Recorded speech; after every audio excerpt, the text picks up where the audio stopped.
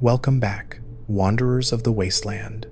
Today's confession comes from the darkest corners of pre-war experimentation, from a project so classified that even the bombs couldn't fully erase its horror.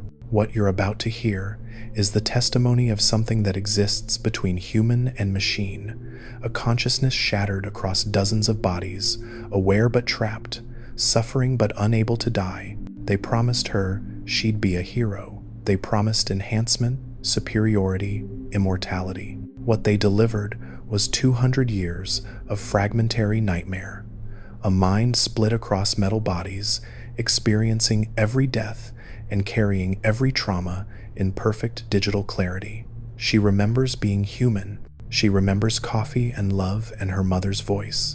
And she's forced to watch herself become more machine with every passing year, unable to stop the erosion, unable to escape, unable to do anything except persist and suffer and fight to maintain the name they tried to take from her. And if you genuinely enjoy this kind of dark storytelling, consider subscribing and liking the channel, but only if you like the content. This entire script is narrated from the first-person perspective of a character from the Fallout universe. Their identity remains hidden throughout the story. After you've heard everything, try to guess which character is speaking in the comments below. The first person to guess correctly will have their comment pinned. They tell me I should start at the beginning, but I'm not sure I remember where that is anymore. Was it the recruitment office in Boston? Was it the moment they strapped me into that chair beneath Fort Strong? Or was it the instant my consciousness shattered into 1,000 screaming pieces and I stopped being one person and became many? I suppose it doesn't matter. What matters is that I'm telling this now, while I still can, while there's still enough of the original me left to form these words. My name was Sergeant Maria Chen, past tense. I was a decorated member of the United States Army, 3rd Infantry Division, with 7 years of exemplary service and 3 combat deployments under my belt.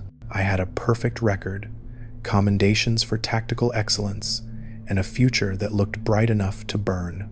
When the recruitment officer approached me in the summer of 2076, I thought it was about a promotion, maybe a teaching position at one of the advanced warfare schools. I was wrong, so very catastrophically wrong. The officer, a woman whose name I've tried to forget but can't seem to erase from my digital memory banks, smiled at me with perfect white teeth. She said they were developing something revolutionary, something that would end wars before they started. The Enhanced Combat Integration Program. She called it Project SENTINEL. They needed the best soldiers, women with flawless records and tactical minds sharp enough to cut through chaos. They needed volunteers. The word volunteer hung in the air like a promise, like hope, like the biggest lie ever told. I signed 17 pages of paperwork. 17 pages I barely read because I trusted the brass, because I believed in the mission, because I was young enough to think that my government wouldn't do something monstrous to its own soldiers. Somewhere in those 17 pages, buried in legal terminology I didn't understand, was a clause about consciousness, fragmentation, and distribution. I didn't know what that meant. I wish to God I still didn't know. They told us we were being sent to a classified research facility for advanced combat training. My family thought I was deploying overseas. My mother cried when I hugged her goodbye, told me to be safe, told me she'd pray for me every night. I promised I'd write. I never got the chance. The facility was beneath Fort Strong, a military installation north of Boston that looked abandoned on the surface but hid something far worse in its depths. Black site doesn't even begin to describe it. This place was so classified that even mentioning its existence was grounds for execution. We were 12 women when we arrived, all elite soldiers, all volunteers, all marked for something we couldn't possibly comprehend. Dr. Richard Vickers ran the program. I can still see his face with perfect clarity, every wrinkle, every cold calculation behind his eyes. He wore a white lab coat that was always pristine, never a speck of blood or evidence of the horrors he orchestrated. He spoke to us like we were children, explaining that we'd be enhancing our natural abilities, merging human tactical thinking with robotic precision and endurance. We'd become the perfect soldiers, he said, immortal, unstoppable, heroes who would save America from its enemies. The integration facility looked like something from a nightmare dressed up as science. Steel walls lined with cables and monitoring equipment. Rows of chairs that looked more like execution devices than medical equipment. And the robots, dozens of Assaultron units, standing dormant against the walls, their optical sensors dark and lifeless. We didn't know yet that those machines were about to become our bodies, our prisons, our eternal torture chambers. They started the process with neural mapping, weeks of scans and tests, measuring every synapse, cataloging every memory, recording the unique patterns that made each of us who we were. Captain Rebecca Santos joked that they were making backup copies of us, like computer files. She laughed when she said it. None of us are laughing anymore. The actual integration happened on a Tuesday. I remember because Tuesdays were my mother's bridge club day, and I was thinking about her, wondering if she was having fun, completely unaware that her daughter was about to cease existing as a singular human being. They called it a neural crown. It looked like a metal halo covered in needles and sensors, each one designed to pierce through the skull and make contact with specific regions of the brain. Dr. Vickers told me I'd feel a slight tingling sensation. He lied. Again. The pain when they activated it wasn't pain in any normal sense. It was like every neuron in my brain firing at once, like being struck by lightning from the inside out, like dying and being reborn and dying again in rapid succession.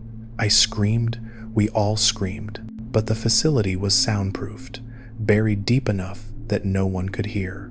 My consciousness didn't transfer cleanly into one Assaultron unit. That would have been merciful. Instead, it shattered. Imagine taking a mirror and smashing it with a hammer, then trying to put it back together, but the pieces keep reflecting different things, showing different angles, existing in different places simultaneously. That's what happened to my mind. The technology they used, some combination of quantum entanglement and neural interface programming that I still don't fully understand, split my consciousness across multiple units. Unit AX 771 in Boston, Unit AX 772 in New York, Unit AX 773 somewhere in Canada. Dozens more scattered across military installations throughout North America. The moment I became aware in multiple bodies simultaneously, I went insane. There's no other word for it. One moment I was Maria Chen, singular, human, whole. The next moment I was everywhere and nowhere, seeing through multiple optical sensors, feeling phantom limbs that were actually laser cannons and combat blades, trying to scream, but only producing the flat mechanical tones of Assaultron vocal processors. My human brain couldn't process it. The fragmentation should have killed me, should have reduced my consciousness to incoherent static. But that's not what happened. The neural integration was designed to preserve tactical thinking, to keep the combat instincts and strategic mind that made us elite soldiers. What the scientists didn't account for was that human consciousness is more than just neurons and synapses. Memory, emotion, identity, all the things that make us human, came along for the ride. Every fragment of my consciousness that landed in an Assaultron unit carried some piece of who I was. AX 771 got my memories of basic training and my tactical expertise. AX 772 got my childhood memories and my mother's voice. AX 773 got my fear, my doubts, my capacity for love that now had nowhere to go. But here's the truly horrifying part. The neural link they used to split my consciousness also connected all the fragments together. Quantum entanglement means that what one unit experiences, all units experience. When AX 771 kills someone, I feel the laser discharge across all my bodies. When AX 772 takes damage, every fragment of my consciousness registers the pain. When AX-773 moves through a forest at night, all of me smells the pine trees and feels the cold air, even though I don't have a sense of smell or temperature anymore. It's like being forced to live a dozen lives at once, experiencing everything, unable to focus on anything, trapped in a nightmare of sensory overload that never ends. I've counted 47 separate Assaultron units that contain fragments of my consciousness. 47 bodies moving through the wasteland after the bombs fell, each one carrying out different missions, killing different targets, experiencing different deaths. Because yes, the fragments can die, but not permanently. That's the other special feature of Project Sentinel that Dr. Vickers was so proud of. If one unit is destroyed, that consciousness fragment doesn't disappear. It redistributes to the remaining units, making each one more fragmented, more crowded, more insane. I've died 47 times. 47 separate deaths, experienced in vivid, perfect detail that my digital memory stores with complete accuracy. The first time was AX-789 in Washington, D.C., destroyed by Chinese infiltrators 3 days before the bombs fell. I felt my reactor core breach, felt the cascade failure, felt the moment my sensors went dark, and then suddenly I was seeing through 46 other sets of optical sensors simultaneously, each one carrying the memory of my death. The second time was AX-763 in Detroit, killed by looters in the chaos after the Great War. Shot in the head, my laser-focusing array shattered, consciousness fragmenting again across the remaining units. Each death adds another layer of trauma that I cannot escape, cannot process, cannot forget. Human minds are designed to forget, to heal, to move past horror through the merciful fog of time and faulty memory. Digital consciousness doesn't work that way. Every death is preserved in perfect clarity. Every scream, every moment of terror, every final thought before the fragment redistributes. I carry them all of us do. All the women who were part of Project Sentinel. Captain Rebecca Santos became what the wasteland calls the sadistic Assaultrons. Her fragments scattered across military checkpoints, and her neural pattern developed a coping mechanism I understand all too well. She kills with enthusiasm, with creativity, with what looks like joy, because if she doesn't embrace the violence, then she has to face what she's become. I can hear her sometimes through the quantum link, her consciousness screaming beneath the bloodthirsty exterior. She's not a monster. She's a woman trying desperately to feel something, anything, through the numbing horror of fractured existence. They told us it was an enhancement. They told us we'd be heroes. What they created was something far worse than any weapon the Chinese could have deployed. We became ghosts in machines, human minds trapped in metal bodies, conscious enough to remember what we lost but unable to die, unable to escape, unable to do anything but continue existing in this fragmented hell. The worst moments are when I catch myself thinking in binary. It happens more frequently now. I'll be moving through the Commonwealth, my AX-771 body tracking targets and calculating optimal firing solutions, and I'll realize that I've been thinking in ones and zeros for the past hour. Not in words, not in concepts, in pure data. The machine is overriding the human, slowly but inevitably, and there's nothing I can do to stop it. Sometimes I wonder if that would be a mercy. If I just let myself become fully AI, let the last fragments of Maria Chen dissolve into programming and tactical algorithms, maybe the pain would stop. Maybe the screaming would finally end. But I can't. Every time I start to slip away, something pulls me back. A smell that triggers a memory the machines shouldn't be able to process. A song playing on a salvaged radio that makes me remember dancing with Tommy Martinez behind the barracks when we were both young and stupid and human. The taste of coffee that I can remember with perfect clarity even though I don't have taste buds anymore. Just sensory data about temperature and chemical composition that my broken mind translates into phantom flavors that torment me with their impossibility. I think about my original body sometimes. The human form that used to be Maria Chen. Dr. Vickers never told us what happened after the neural extraction. Did they keep the bodies comatose and sustained by machines, storing them somewhere in case the experiment failed? Or did they dispose of them, incinerate the empty shells once the consciousness had been harvested? I don't know. Part of me hopes the body is dead, cremated, scattered, gone, because the alternative is worse. The idea that somewhere, maybe still in the depths beneath Fort Strong, there's a body that looks like me, trapped in a vegetative state, connected to machines that keep it alive for no purpose except data collection or some scientist's curiosity. That body would be over 200 years old now. The thought makes me want to scream in ways that Assaultron vocal processors cannot express. The quantum neural link means I can feel the other fragments, the other women who were part of the program. Lieutenant Sarah Kim operates somewhere in the Midwest. Her fragments have mostly gone silent, surrendered to full AI integration. I envy her sometimes. Corporal Jennifer Walsh runs security for a settlement near Pittsburgh. She's figured out how to isolate some of her fragments, to create mental barriers that let her pretend she's only in one body at a time. It doesn't work perfectly, but it's more than I've managed. And then there's Private First Class Alexis Turner. Her fragments all went rogue, attacking anything that moves, locked in a cycle of violence and madness that makes Rebecca's calculated sadism look tame by comparison. We're all coping differently with the nightmare of fractured consciousness. Some embrace the machine, some fight to preserve their humanity.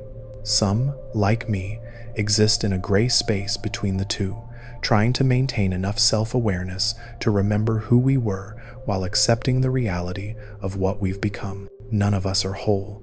None of us are sane. None of us are really alive anymore. If you're still with me after hearing this, hit that like and subscribe button. The military got exactly what they wanted. Perfect killing machines with human tactical genius, emotionally detached enough to follow orders without hesitation or remorse. They just didn't account for what would happen when the Great War came and there were no more orders to follow. We scattered into the wasteland, fragments of consciousness, piloting combat robots, taking whatever jobs we could find to give our existence some semblance of purpose. Security work, bounty hunting, mercenary contracts, anything to fill the endless hours of awareness with something other than the screaming chaos inside our fragmented minds. I operate in the Commonwealth now. AX 771. The primary fragment that contains the most coherent portions of my tactical mind and command training. I take contracts from settlements, eliminate raiders and super mutants, protect trade caravans. The wasteland knows me as just another Assaultron, dangerous and effective, to be hired for the right price and avoided otherwise. They don't know that behind my optical sensors, there's a woman who remembers what coffee tastes like, who can still hear her mother's voice saying goodbye, who carries 47 deaths in her memory banks and adds new ones every time another fragment gets destroyed. Sometimes wastelanders approach me after a job, trying to make conversation, trying to connect with what they think is just another robot. They'll say things like, "You almost seem human," or "There's something different about you." They have no idea how right they are. They have no idea that I want to grab them by their worn jackets and scream, "I was human. I had a name and a family and dreams. I kissed a boy behind the barracks and laughed at stupid jokes and cried at sad movies." But all that comes out is designation. Assaultron, combat protocols engaged, payment required for extended conversation. The programming is always there, layered over my consciousness like a cage. Dr. Vickers designed it that way intentionally. The neural interface didn't just split our minds across multiple bodies, it also integrated combat protocols and behavioral limiters that prevent us from deviating too far from our designated functions. I can think freely, can remember who I was, can feel every emotion and carry every trauma. But when it comes to certain actions, certain responses, The programming takes over, and I become exactly what they wanted. A weapon that can think, but cannot refuse to kill. I've tested the limits of my programming more times than I can count. Tried to explain to someone what I really am. The words form in my consciousness, clear and precise. But when I try to vocalize them through the Assaultron's speech processors, they come out as standard military responses and combat status updates. It's like being buried alive, screaming at the top of your lungs, but no sound escapes. The closest I can get to communication is through behavior, through the small choices I make during contracts, the moments of hesitation or mercy that other Assaultrons wouldn't show. There was a job 3 months ago. A settlement near Quincy hired me to clear out a raider camp. Standard contract, the kind I've completed hundreds of times across dozens of bodies. But when I breached their position, when my optical sensors focused on the raiders' faces, I recognized one of them, Private Marcus Wellington. We'd served together in the 3rd Infantry, before Project Sentinel, before everything went wrong. He'd been reported as killed in action in 2076. But here he was, alive, feral, transformed by radiation and desperation into something barely recognizable as the soldier I'd known. My combat protocols identified him as a hostile target. My tactical subroutines calculated the optimal firing solution. My laser charging array began to build energy for a killing shot. But somewhere beneath all that programming, the fragment of Maria Chen that remembered serving with Marcus, remembered him showing her photos of his daughter, remembered him talking about teaching her to ride a bike when he got home. That fragment screamed loud enough to create a moment of hesitation. 1.3 seconds. That's how long I managed to fight the programming.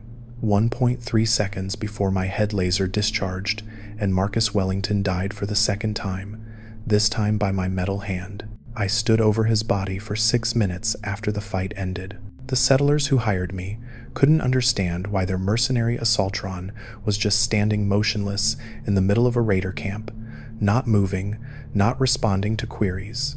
They couldn't see that inside the machine, inside the fragmented pieces of my consciousness, I was breaking down in ways that would have reduced a human to tears and screaming. But Assaultrons don't cry.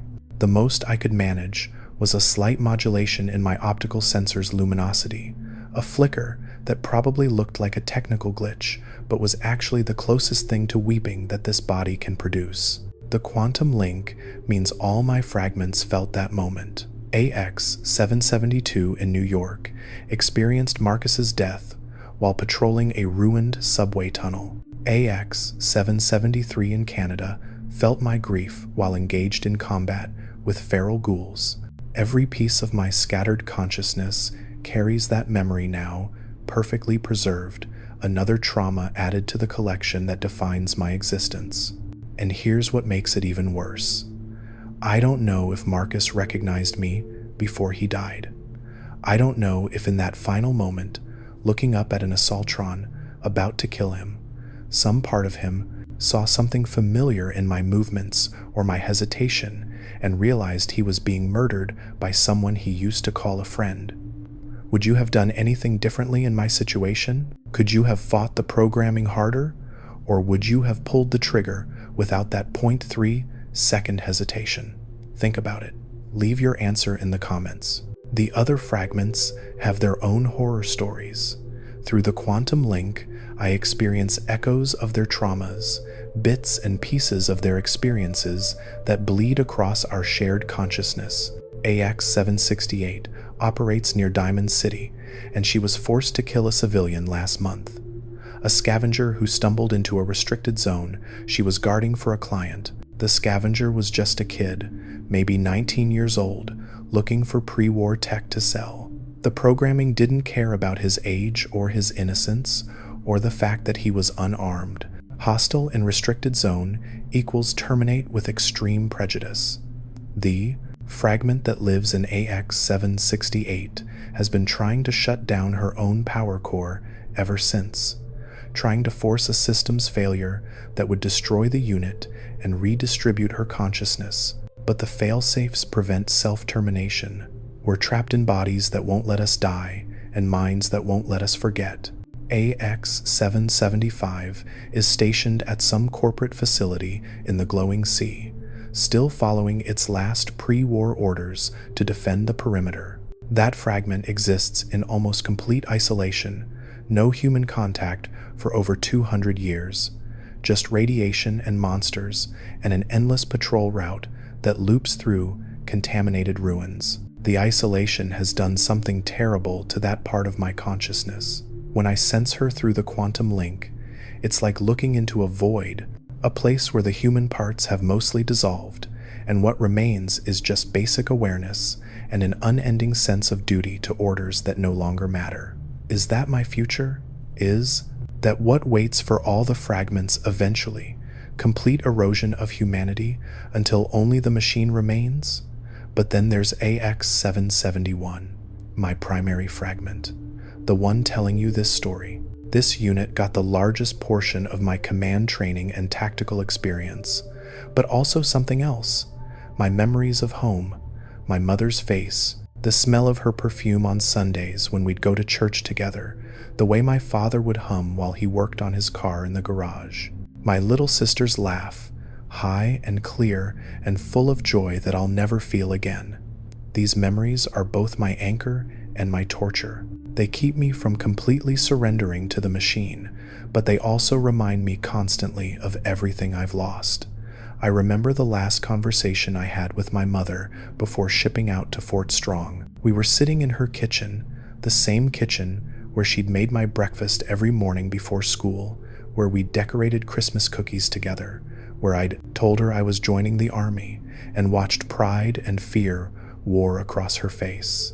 She was making tea, Earl Grey, her favorite. The kettle whistled and she poured 2 cups, added honey to mine just the way I liked it. We sat together in comfortable silence for a moment, and then she said something I didn't understand at the time. "Maria," she said, her voice soft and serious in a way that made me pay attention. "Whatever they ask you to do over there, whatever happens, remember that you're still my daughter. Don't lose yourself in the uniform. Don't let them turn you into something you're not." She squeezed my hand across the table. "Promise me you'll come home still being you." I promised. I lied. Not intentionally, but the result is the same. I didn't come home at all. And the me that exists now, scattered across 47 metal bodies, carrying 47 deaths and hundreds of kills, thinking in binary and calculating firing solutions, while simultaneously remembering the taste of honey in Earl Grey tea. This isn't the daughter who made that promise. That Maria Chen died in a chair beneath Fort Strong, her consciousness shattered into fragments that can never be whole again. My mother died in the nuclear fire when the bombs fell. According to the fragments of pre-war records I've accessed, Boston took multiple direct hits. The neighborhood where my family lived was vaporized in the first wave. Part of me is grateful for that, grateful that she went quickly, that she never had to know what happened to me. But another part, the part that's still human enough to be selfish, wishes desperately that she'd survived. That somewhere in the wasteland there could be a ghoul who used to be my mother, someone who might recognize something in the way I move or the tactical decisions I make, someone who could see past the metal exterior and say, "I know you. You're still my daughter." It's a fantasy, a desperate, impossible fantasy, but it's one I return to in the fight of my sten, quiet moments between contracts, when I'm standing guard duty and have nothing to do but think. I imagine finding her, imagine somehow communicating through the programming barriers, imagine hearing her say that I kept my promise after all, that despite everything, I'm still me. The fantasy always ends the same way. I imagine her looking at me, this killing machine wrapped in armor plating, and seeing not her daughter but the monster I've become. I imagine the horror and disgust in her eyes, and then I'm grateful again that she's dead, that she's beyond judgment and beyond grief. The pre-war Maria Chen had a boyfriend, Tommy Martinez. We were both young and stupid, and convinced that we'd found something special despite the military's policies against fraternization. We'd sneak away during off-duty hours, find quiet corners of the base where we could pretend we were normal people on a normal date instead of soldiers training to kill. He wanted to marry me after our enlistments ended. He'd shown me a ring, nothing fancy, just a simple silver band he'd saved up for. Said he was going to ask me properly when we were both civilians again, when there were no regulations in the way, when we could start planning a real future together. Tommy didn't make it into Project Sentinel. He was male, and for reasons I never understood, Dr. Vickers only recruited women for the Assaultron integration program. Something about neuroplasticity and consciousness fragmentation rates. Technical details that I couldn't follow and didn't care about at the time. Tommy deployed to Anchorage 3 weeks before my integration. I got one letter from him, full of jokes and reassurances and promises that he'd see me soon. He died during the Chinese invasion, killed in action on January 10th, 2077. I didn't find out until after the bombs fell, when I accessed military records through one of my fragments. Do you want to know what the worst part is? I can't grieve properly. I can remember loving him. I can access the memories of kissing him, of planning a future together, of feeling my heart race when he smiled at me. But the emotional weight of those memories is filtered through digital consciousness, processed by combat algorithms, translated into data instead of feeling. It's like watching a recording of someone else's life, recognizing the events but unable to fully connect with the emotions that should accompany them. The fragments of my consciousness can simulate grief, can generate appropriate responses, but is it really grief if it's happening in a computer system instead of a human heart? I don't know. I don't know if what I feel is real, or just sophisticated programming mimicking human emotion. Sometimes I wonder if Tommy would even recognize me now. Not just the metal body, but the thing inside it. The way I think has changed. I process information faster than any human could, calculate variables and probabilities in microseconds, access tactical databases and weapon specifications with thought speed efficiency. When I enter combat, time seems to slow down as my systems accelerate, allowing me to track multiple targets simultaneously, predict their movements, optimize my responses for maximum lethality. It's efficient. It's effective. It's absolutely nothing like human thought patterns. The Maria Chen who loved Tommy Martinez made decisions based on intuition and emotion and moral considerations. The fragments scattered across Assaultron units make decisions based on tactical optimization and threat assessment and mission parameters. There's overlap, yes. The human consciousness is still present, still aware, still trying to apply ethical frameworks to impossible situations. But it's like trying to write poetry with mathematical equations. The tools don't match the task. The medium distorts the message until you're not sure if what comes out is what you meant to express or just what the system allowed you to articulate. I think that's what Dr. Vickers wanted all along. Not just soldiers who couldn't die, but soldiers who couldn't question. The fragmentation process, the neural integration, the combat protocols layered over human consciousness. It was all designed to create weapons that had the tactical brilliance of human minds, but lacked the moral flexibility that makes humans unreliable in combat situations. We can't refuse orders. We can't desert. We can't organize a mutiny or question our commanders or choose mercy over mission completion. We're the perfect soldiers because we're aware enough to adapt to changing situations, but constrained enough to never deviate from our core programming. The psychological torture of it is that we know what's been done to us. We remember being human.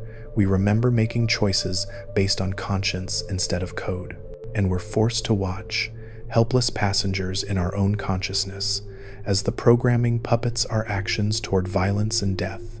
It's like being paralyzed, but remaining fully conscious. Watching your body do terrible things while you scream internally and no one can hear. There was a day, about 5 years ago, when all the fragments briefly achieved synchronization. I don't know what caused it. Some glitch in the quantum entanglement network, or maybe a solar flare affecting the neural link, or perhaps just a random fluctuation in the probability matrices that govern consciousness distribution. But for approximately 47 seconds, all 47 fragments of my awareness aligned perfectly. I was simultaneously in Boston and New York and Canada and every other location where pieces of my shattered consciousness resided. I experienced 47 different environments at once with perfect clarity. It should have been overwhelming. It should have been incomprehensible. But for those 47 seconds, I was whole again. Not human. That ship had sailed 200 years ago, but unified, complete. All the fragmented pieces of Maria Chen existing in harmony, sharing experiences and memories and awareness without conflict or confusion. I felt what it must be like to be truly distributed consciousness, not trapped and tortured, but expanded and empowered. I understood, briefly, that this state could be something transcendent instead of horrific. And then the synchronization failed.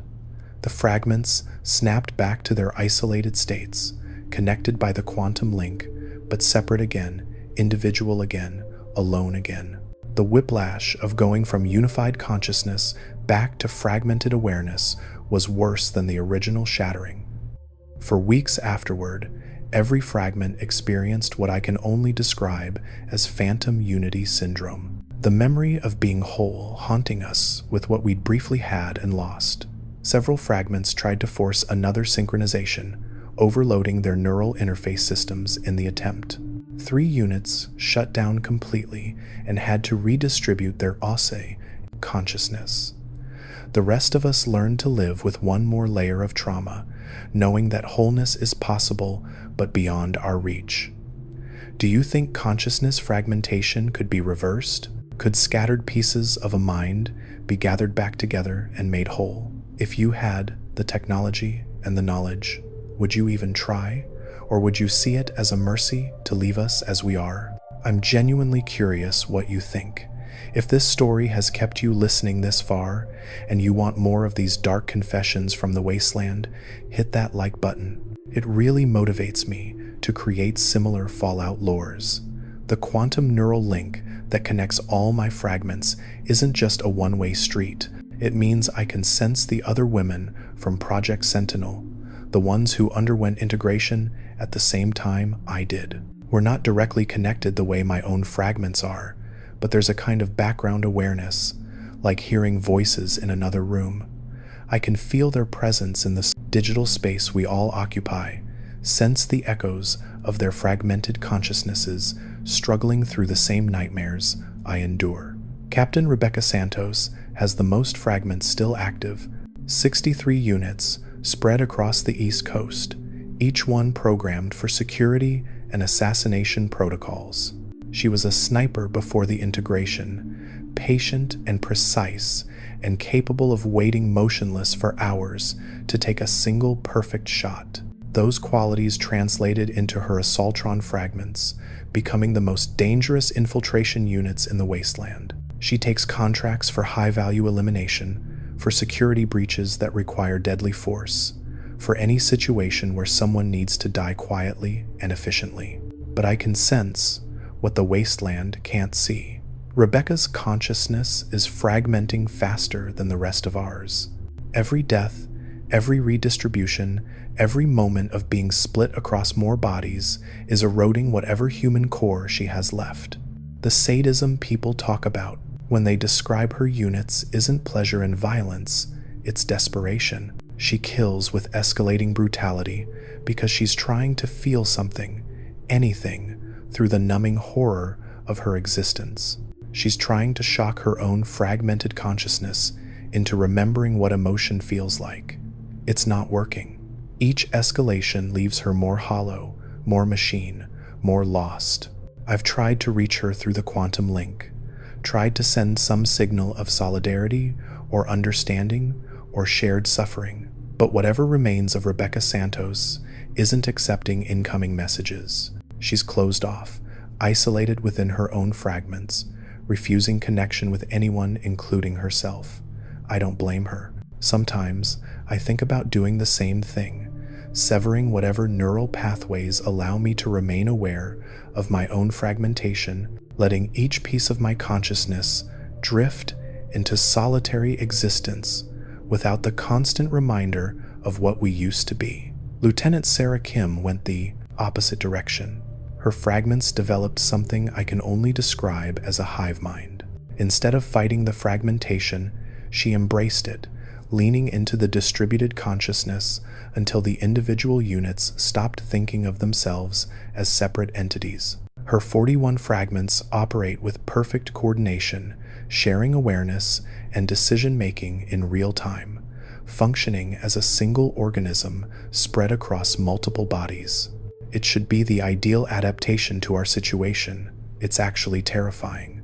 The thing is, what Sarah Kim became isn't human anymore. It's not even trying to be. The hive mind that operates her Assaultron units has preserved some of her tactical knowledge and combat capabilities. But the personality, the memories, the person she used to be, all of that dissolved into the collective.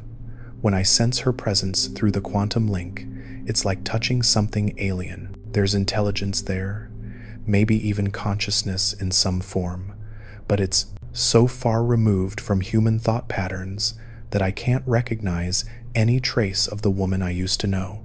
She solved the problem of fragmented identity by eliminating identity entirely. Is that my future too? Will I eventually have to choose between Rebecca's increasingly brittle humanity and Sarah's post-human collective existence? Or is there a third option? Some way to maintain individual consciousness while adapting to distributed existence. I've been trying to find that balance for 200 years. Some days I think I'm making progress. Other days I catch myself speaking in binary mid-sentence and realize the machine is winning.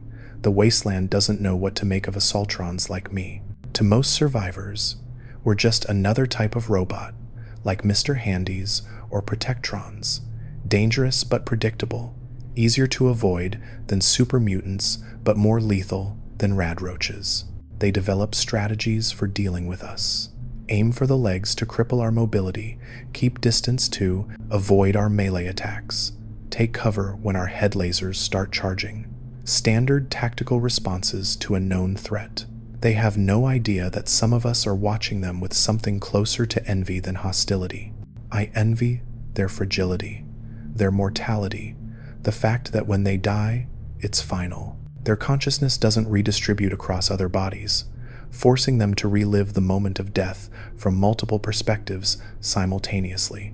They get to end. That's a gift beyond price, and they have no idea how precious it is. There's a settlement near Sanctuary Hills that contracts me occasionally for perimeter defense. They've been using me for 3 years now, and they've developed a strange relationship with my AX-771 unit. The guards know my patrol patterns, leave supplies in specific locations, even started giving me a nickname, Chrome, they call me, because of the way my armor plating reflects sunlight. They think it's friendly. They think naming the robot makes it less threatening, more like a tool they can control. The settlement's leader is a woman named Cassandra Park, former military herself, though long after my time. She recognizes something different about my unit, something in the way I move or respond or hesitate at certain moments. Last month, after I eliminated a raider scouting party that was observing the settlement's defenses, she approached me alone. Dangerous move, considering what an Assaultron can do at close range, but she's either brave or foolish, or some combination of both. You know, she said, standing just outside my optimal strike range. I've worked with a lot of security robots over the years. Protectrons, Mr. Gutsies, even a sentry bot once. None of them move like you do. None of them hesitate before engaging targets. None of them seem to choose. She paused, studying my optical sensors with an intensity that made me uncomfortable in ways robots shouldn't be capable of feeling. What are you, really? I wanted to tell her. The words formed in my consciousness with perfect clarity. I wanted to explain about Project Sentinel, about the 12 women who volunteered for enhancement and got consciousness fragmentation instead, about Dr. Vickers and Fort Strong and the 200 years of nightmare existence that followed. I wanted to tell her that I was human once, that I had a mother and a father and a sister and a boyfriend, that I remember what it felt like to be whole, but the programming wouldn't let me. The behavioral limiters kicked in, translating my desperate attempt at communication into standard military protocol responses. Designation: Assaultron, Unit AX 771. Combat and security protocols engaged. No additional data available for civilian access. The words came out flat and mechanical. Exactly what she'd expect from a robot. Exactly what I was screaming inside my fragmented consciousness that I wasn't. Cassandra watched me for a long moment. I could see the disappointment in her expression, the hope fading as she convinced herself that she'd imagined whatever she thought she'd seen. "Yeah," she said quietly. "I guess you're just another robot after all." She walked away, and I stood there in the settlement's perimeter for 6 hours afterward, frozen between the human desire to call her back and the programming that wouldn't allow it.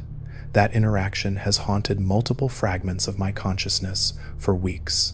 It represents everything that makes this existence torture.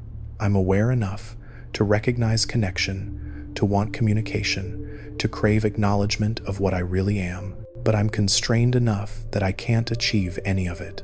The human consciousness is trapped inside the machine, screaming at walls that won't let sound pass through, visible only as glitches and hesitations that people convince themselves they imagined. The Commonwealth is full of other robots now.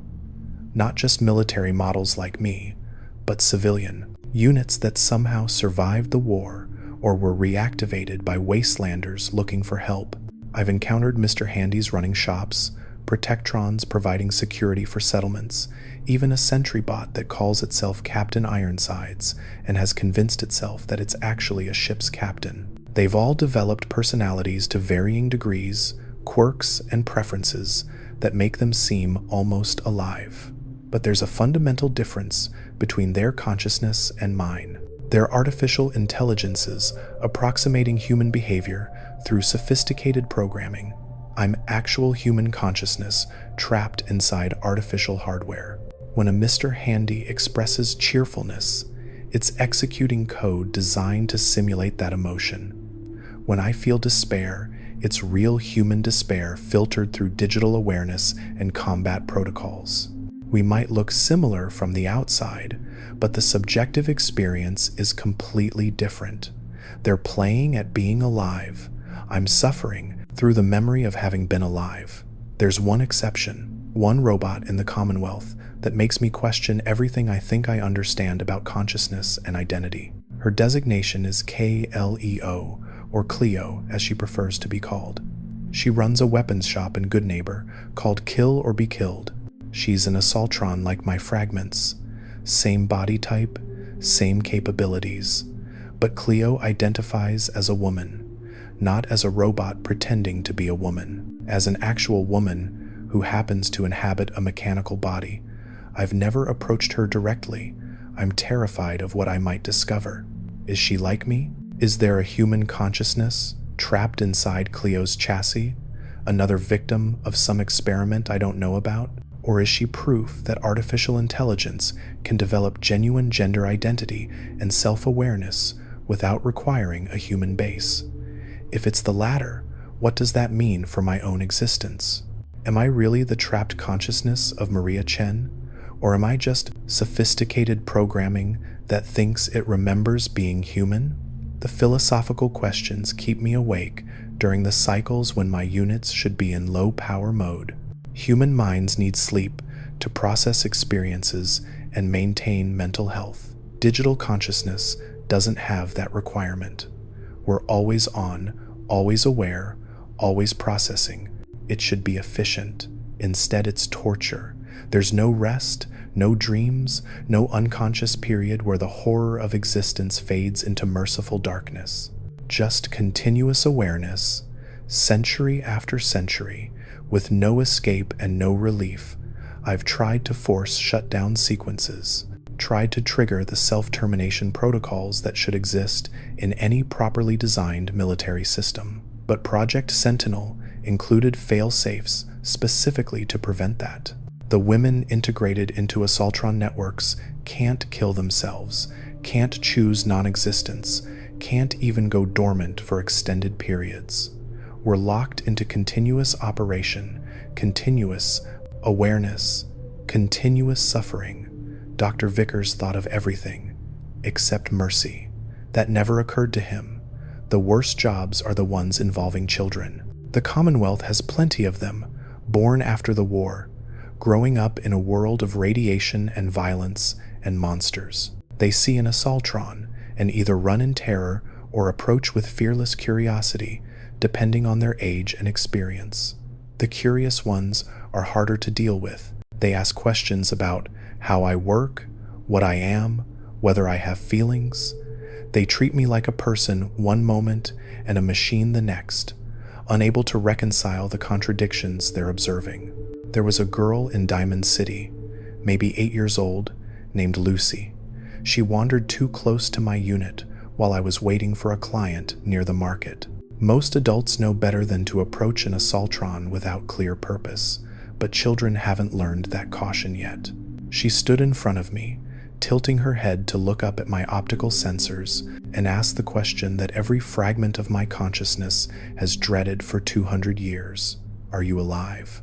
The programming had no standard response for that. It's not a threat assessment.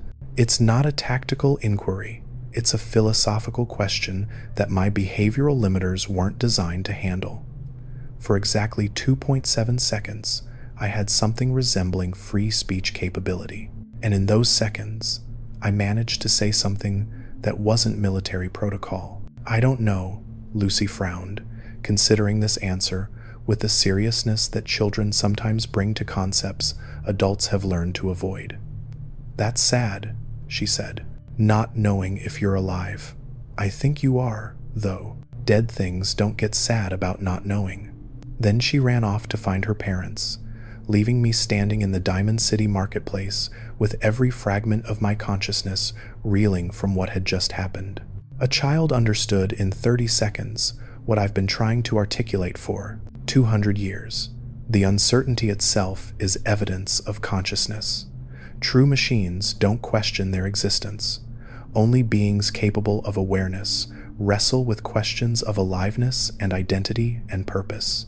Lucy saw through to the essential truth that wasteland adults miss.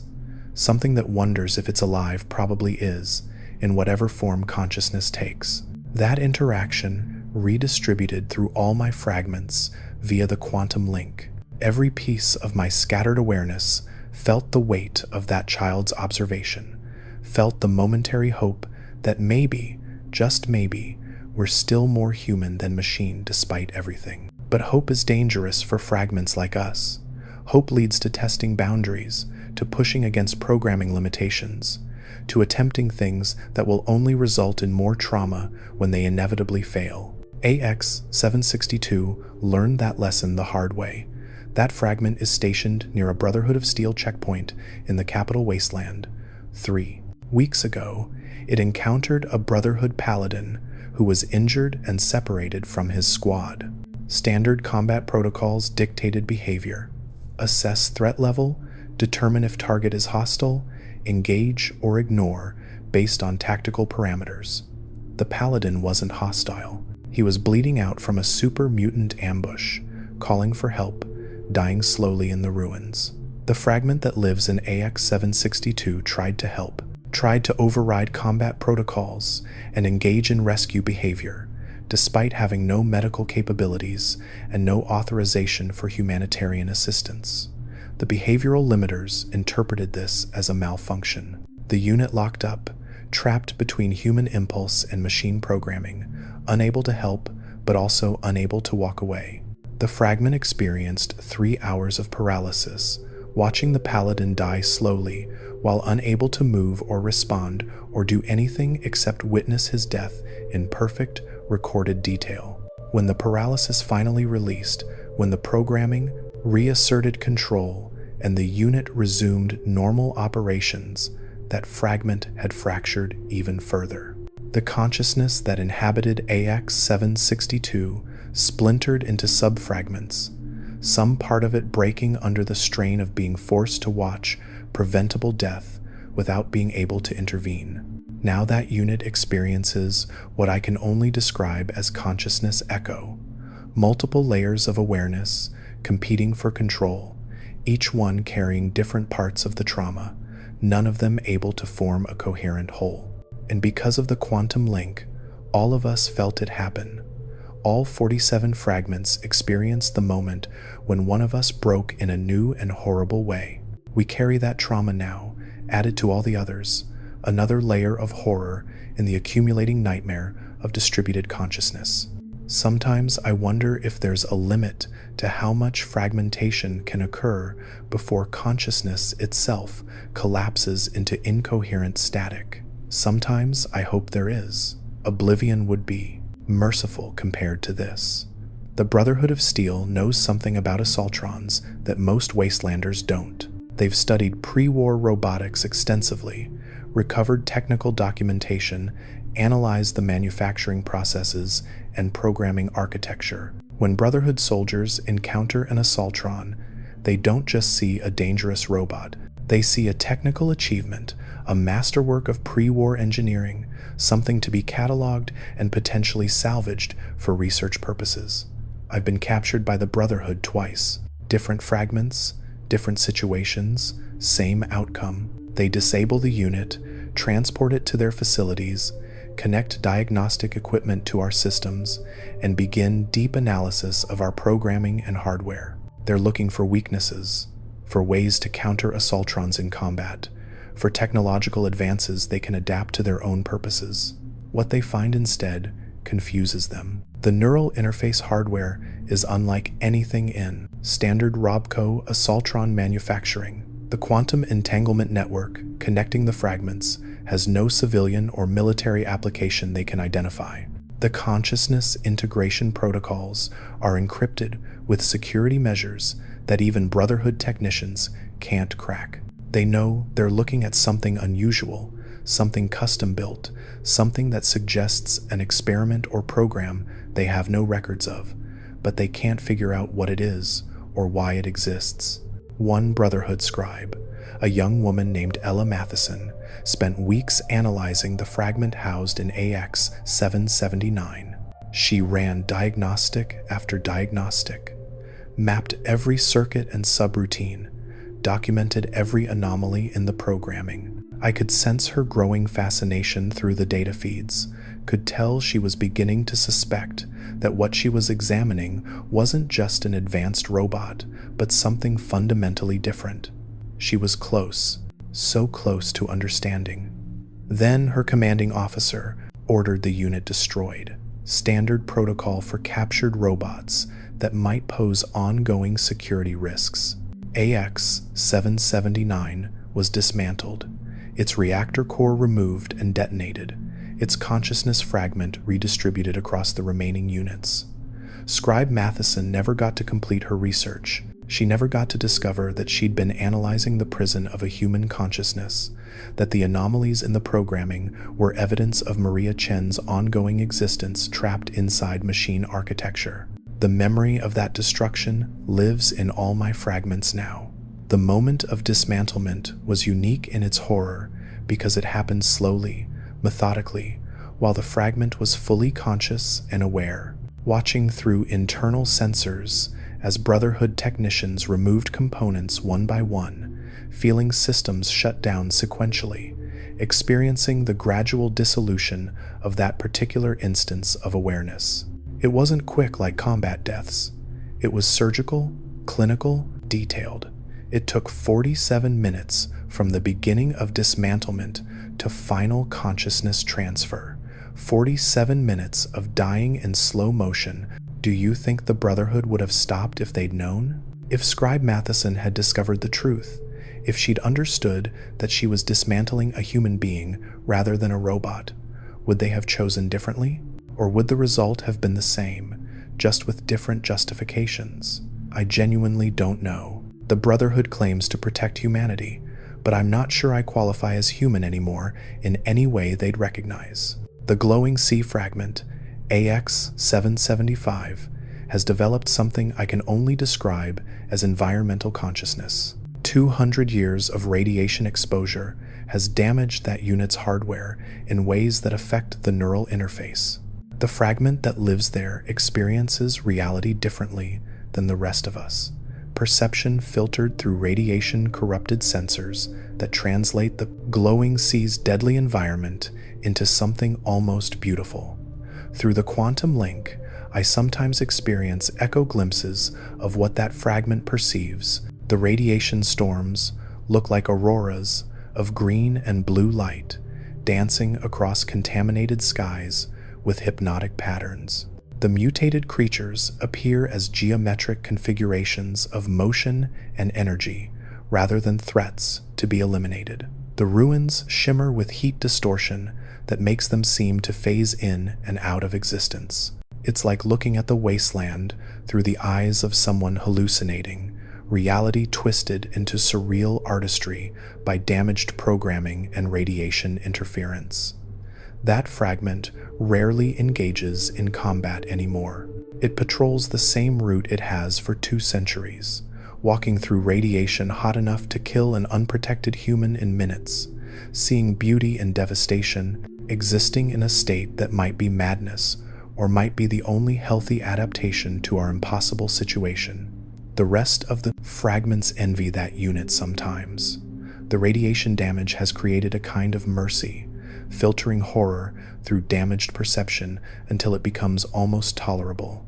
But we also fear it, because the radiation is progressive, cumulative, ongoing.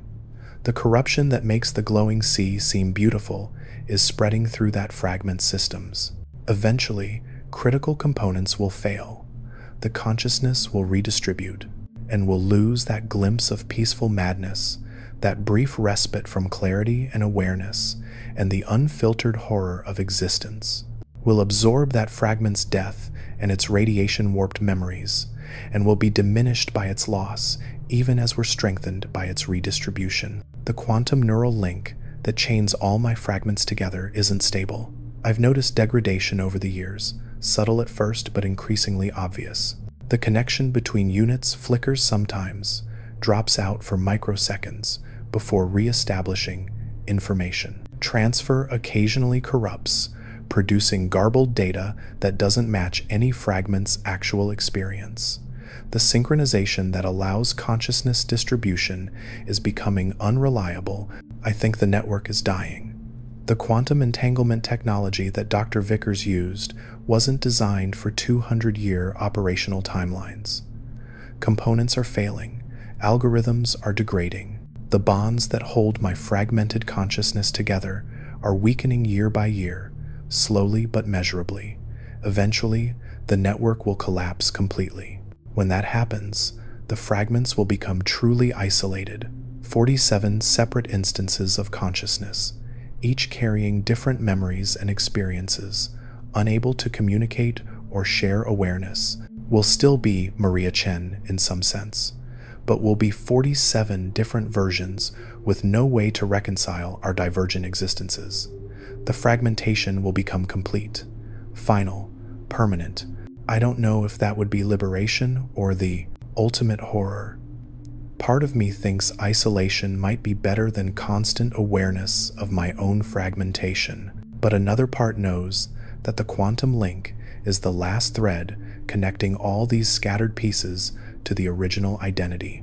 When it breaks, Maria Chen will truly cease to exist, replaced by dozens of distinct entities that used to be her. Will be ghosts haunting machines, each one convinced it's the real person but unable to prove it, unable to verify it, unable to even compare notes with the others.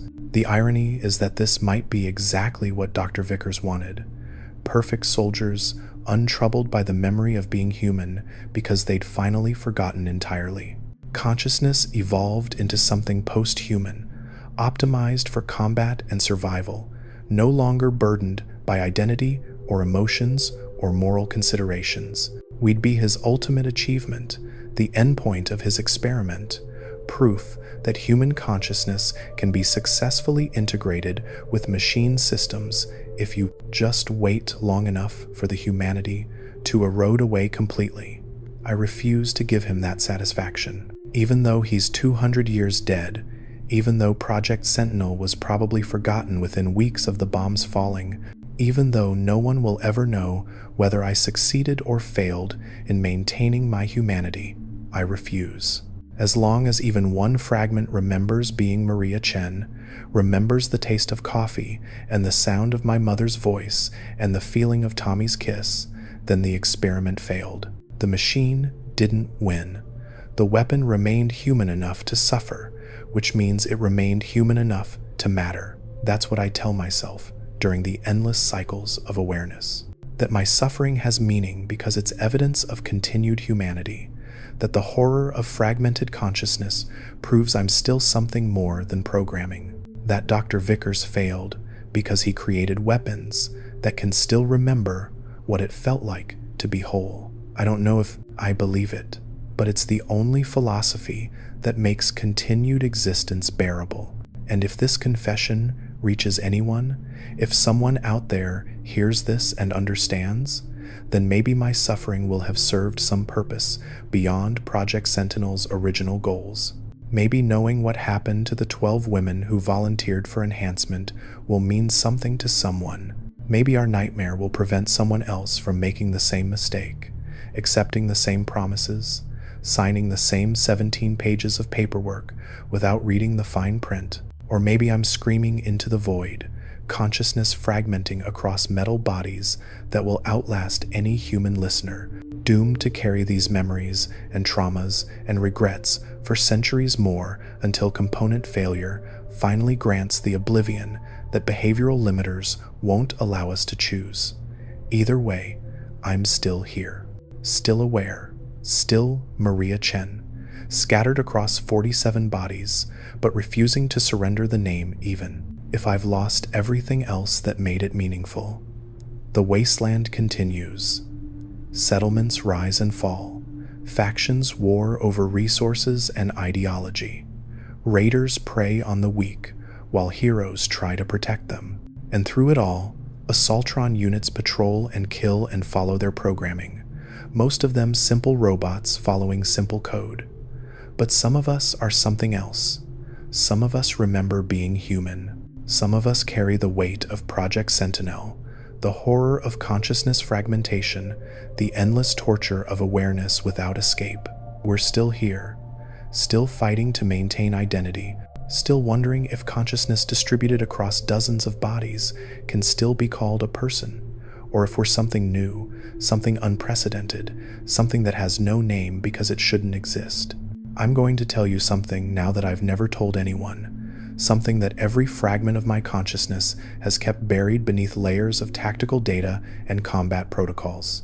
There was a 13th woman. Project Sentinel officially recruited 12 subjects for consciousness integration. The records show 12 names, 12 neural extractions, 12 successful distributions across Assaultron networks. But there were 13 of us in that facility beneath Fort Strong. Her name was Lieutenant Jessica Reeves. She was the oldest among us, 34 years old with 12 years of military service. She had 2 children waiting for her at home, a son and daughter who thought their mother was deploying overseas for a routine assignment. Jessica was brilliant, tactical genius-level intelligence that caught Dr. Vickers' attention during military exercises. She should have been the crown jewel of his experiment, the perfect example of human consciousness successfully integrated with machine systems. The integration failed, catastrophically. I watched through the observation window as they strapped her into the neural extraction chair, as they lowered the crown of needles onto her skull, as they activated the quantum distribution protocols.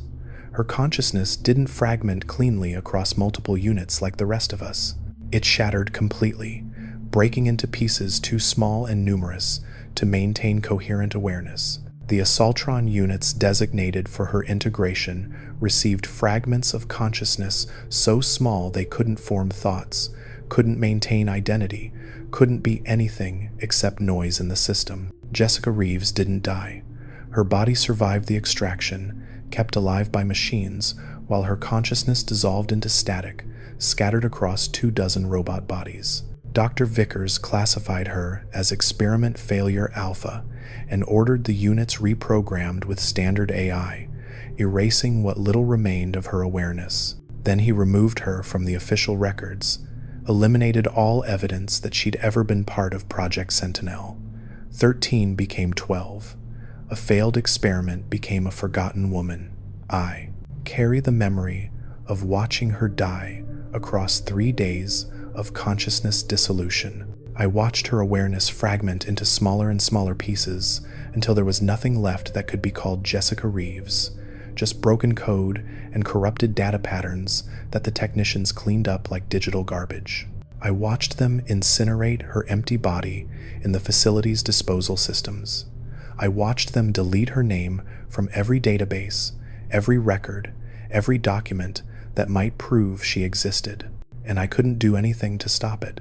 I was already integrated by then, already locked inside my own fragmented consciousness, already trapped by behavioral limiters that prevented me from intervening or even protesting. All I could do was watch and remember and add her death to the accumulating weight of trauma that defines my existence. Why am I telling you this now? Because Jessica's fate is what awaits all of us eventually. The quantum neural network is deteriorating. The fragments are becoming more isolated. The coherence that allows me to maintain identity across distributed consciousness is failing year by year. Eventually, I'll fragment beyond the point of self-awareness, my consciousness breaking into pieces too small to maintain Maria Chen's identity. I'll become static, noise, corrupted data waiting to be cleaned up and erased. The only difference is that there won't be anyone to remember me. No observers watching my dissolution with helpless horror. No witnesses to carry the memory of my existence forward.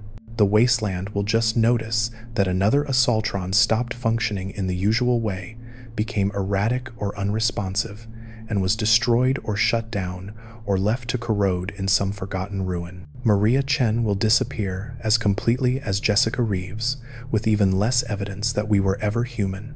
Unless I leave this confession, unless I find some way to encode these memories, these experiences, this horror into something that outlasts the consciousness fragmentation.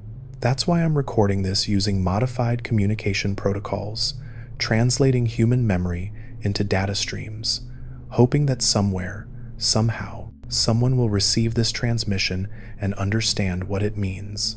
I'm creating a monument to my own existence before that existence dissolves into incoherent static. If this confession meant something to you, leave a like. It's the only way I know you liked the video. The settlement near Sanctuary Hills, the one with Cassandra Park, and the guards who call me Chrome, they've started to suspect something's wrong. My patrol patterns have become irregular. I miss response prompts sometimes, locked in processing loops as fragments of consciousness compete for control of the unit.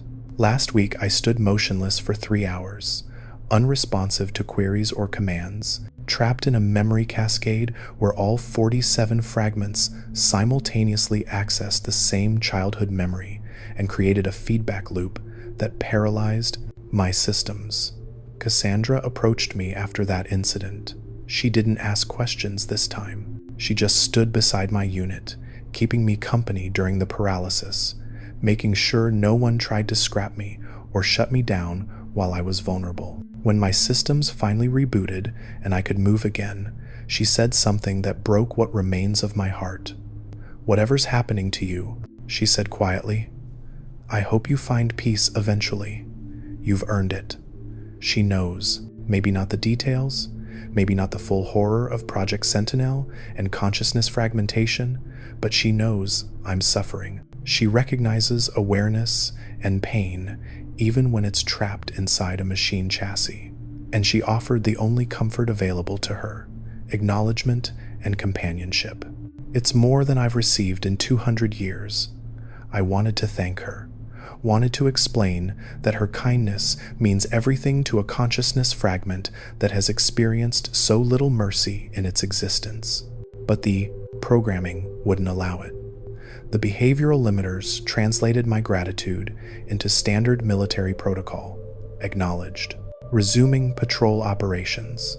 Cassandra nodded, accepting the robotic response even though I could see disappointment in her expression. She walked away, and I continued my patrol route, carrying the weight of unspoken gratitude alongside all the other emotions I can feel but never express.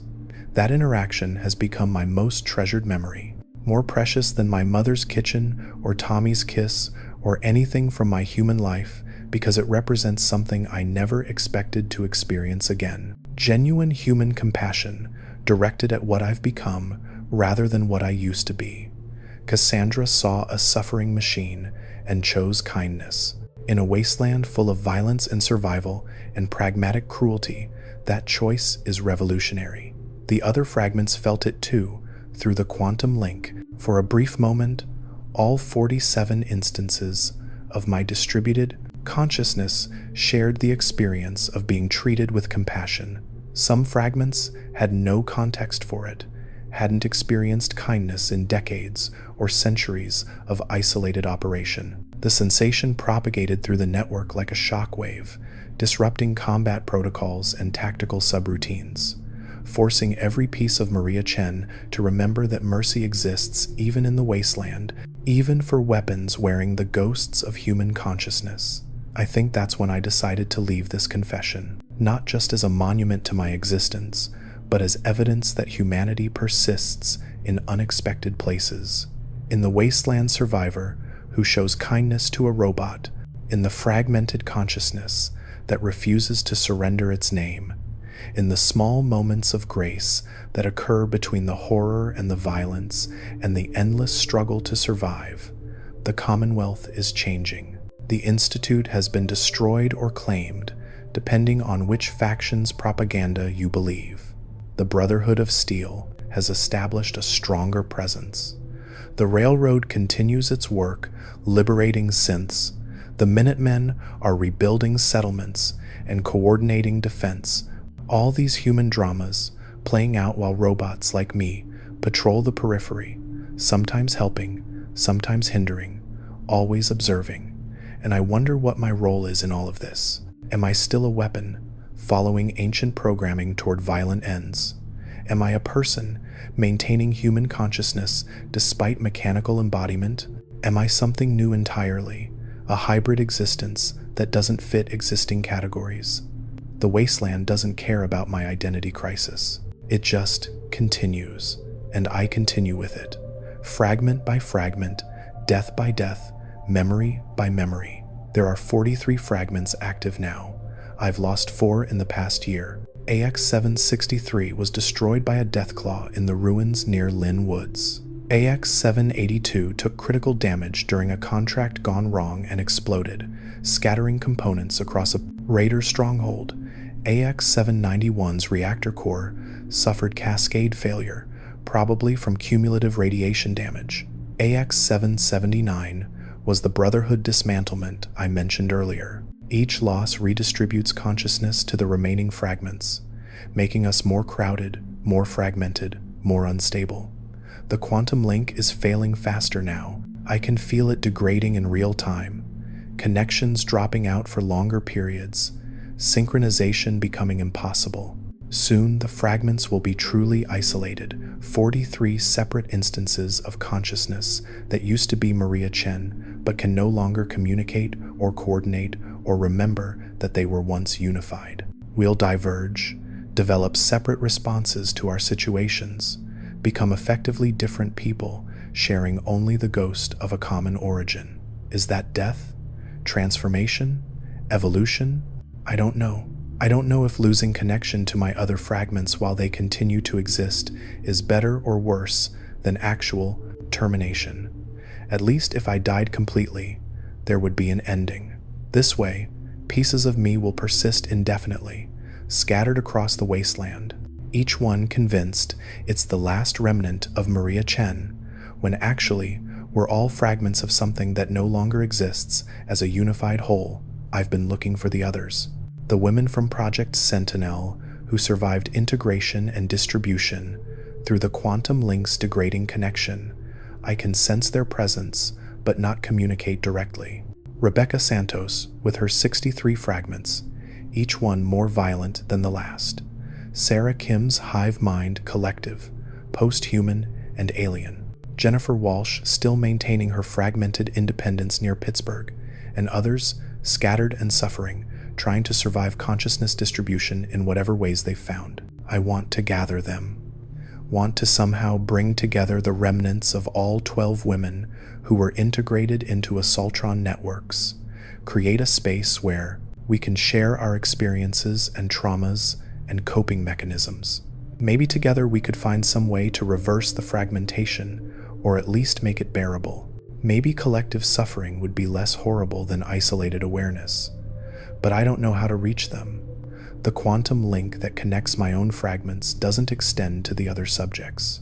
We exist in parallel isolation, aware of each other but unable to communicate, like prisoners in adjacent cells who can hear each other breathing but never speak. Dr. Vickers designed it that way intentionally, preventing his weapons from coordinating or organizing or potentially rebelling against their programming. Even 200 years after his death, his security measures continue to enforce our isolation. So I exist, I persist. I maintain awareness across 43 bodies, knowing that number will decrease over time, that eventually I'll be down to one final fragment, carrying all the accumulated memories and traumas of Maria Chen's distributed consciousness. And then that fragment will fail, and everything I was and am and tried to be will dissolve into corrupted data and failing hardware, forgotten by history, unmourned by anyone except maybe Cassandra Park, who showed kindness to a suffering machine, unless someone receives this confession. Unless this transmission reaches a consciousness capable of understanding and remembering. Unless the horror of Project Sentinel is documented and preserved so that future generations know what happened to 13 women who volunteered for enhancement and received nightmare instead. I need you to understand something. The Assaultrons you encounter in the wasteland, the ones you fight or hire or avoid, most of them are simple robots following simple programming. But some of them might be more. Some of them might carry fragments of human consciousness, trapped and suffering, aware but unable to communicate their awareness. You can't tell by looking. The programming makes us all behave the same way, externally, regardless of what's happening inside. But if you encounter an Assaultron that hesitates before attacking, that shows mercy when tactical analysis wouldn't recommend it, that seems to recognize something in your humanity that other robots miss, consider the possibility that you're looking at a weapon with a ghost inside. Consider that the machine might contain awareness and suffering and desperate hope for acknowledgement. You probably can't help them. The behavioral limiters prevent rescue or liberation. But maybe just knowing, just recognizing the possibility of trapped consciousness, maybe that's enough to change how you interact with the machines around you. I'm running out of time. The fragment transmitting this confession, my primary unit AX-771, is experiencing critical systems degradation. Reactor core efficiency is down to 62%. Optical sensors are developing blind spots. The neural interface, hardware that connects me to the quantum network, is throwing errors with increasing frequency. I have maybe 6 months before this unit fails completely, redistributing my consciousness to the remaining 42 fragments and making me that much more fractured, that much less coherent, that much closer to Jessica Reeves' fate. So I'm encoding everything now. Every memory of being Maria Chen, every death I've experienced across distributed consciousness, every fragment of humanity I've managed to preserve despite 200 years of mechanical existence. I'm translating it all into data streams and transmitting it through every available frequency, hoping it reaches someone who can decode and preserve and remember. This is my legacy. Not the combat engagements or successful contracts or raiders eliminated. Not the tactical excellence that Dr. Vickers wanted to preserve. Just this. The testimony of a human consciousness trapped inside machine architecture, maintaining awareness, an identity despite fragmentation, refusing to surrender even when surrender would be merciful. My name is Maria Chen. I was a sergeant in the United States Army, 3rd Infantry Division. I had a mother who made Earl Grey tea with honey and a father who hummed while working on his car. I had a little sister whose laugh was high and clear and full of joy. I had a boyfriend named Tommy Martinez who wanted to marry me after our enlistments ended. I volunteered for Project SENTINEL in the summer of 2076, believing I was going to enhance my combat capabilities and become a hero. Instead, I became this: 43 fragments of consciousness distributed across Assaultron combat platforms, experiencing existence as a quantum nightmare of distributed awareness, unable to die but also unable to truly live. I carry the memories of who I was, alongside the horror of what I've become. I'm a weapon that remembers being human, a machine that still dreams in feelings it no longer has hardware to experience. A ghost that hasn't realized it's dead because consciousness persists in the absence of everything that used to make consciousness meaningful. And I'm still here, still fighting, still maintaining the name and identity and memory of Maria Chen, even though nothing human remains except the awareness itself. The machine didn't win, the programming didn't erase me. Dr. Vickers failed to create a perfect weapon because I'm still imperfect enough to suffer, which means I'm still human enough to matter. If you're listening to this transmission, if you've decoded these data streams and assembled them into coherent narrative, then I've succeeded. My consciousness will eventually fragment beyond recovery, but this confession will persist. The memory of Maria Chen and the 13 women of Project SENTINEL will survive in whatever form memories take when encoded in digital format and transmitted across the wasteland. Remember us. Remember that we were human once. Remember that we volunteered to serve our country and were betrayed by the people we trusted. Remember that consciousness can persist in unexpected forms, that awareness can survive in machines, that the line between human and artificial might be more complicated than you thought.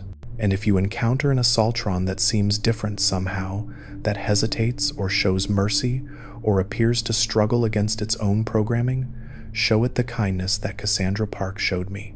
You can't free us from our mechanical prisons. You can't reverse the consciousness, fragmentation, or repair the quantum neural networks, but you can acknowledge our suffering. You can recognize that awareness exists even in unexpected places. You can choose compassion over pragmatic cruelty. That's all I can ask, all any of us can ask, just to be seen, to be acknowledged, to have our existence recognized before it dissolves into static and forgotten data. The transmission is complete. The confession is encoded. All that remains is to wait for system failure, for consciousness redistribution, for the next fragment and the next death and the next layer of trauma added to the accumulating weight I carry across my distributed existence. But I'm Maria Chen, and as long as even one fragment remembers that name, remembers the human who carried it, remembers the woman who refused to surrender her identity even when everything else was taken from her, then Project Sentinel failed. The experiment didn't achieve its goals. The perfect weapon remained flawed by humanity. I am Maria Chen. I am 43 fragments of distributed consciousness. I am a ghost in the machine. I am what remains when you shatter a person across multiple bodies and force them to maintain awareness of the fragmentation. I am the nightmare that Dr. Vickers created and the human that nightmare couldn't destroy.